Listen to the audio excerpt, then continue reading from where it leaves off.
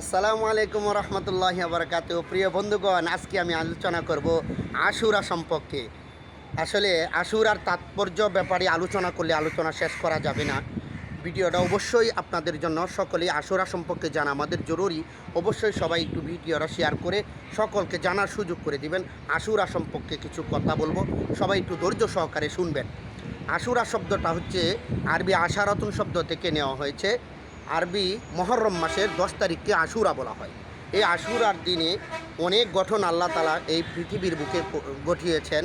এই আশুরার দিনেই হজরত আদম আলাইহিসসালাম, আমাদের আদি পিতা হজরত আদম আলাইহিসসালামকে তিনি 10ই মহরম সৃষ্টি করেন। এই 10ই মহরম তিনি এই হজরত আদম আলাইহিসসালামকে জান্নাতে প্রবেশ করান। আর এই 10ই মহরম হজরত আদম আলাইহিসসালামকে জান্নাত থেকে বের করে দুনিয়াতে দিয়েছেন। এই 10ই মহরম আরও অনেক অলৌকিক ঘটনা আল্লাহ তাআলা ঘটাইছেন।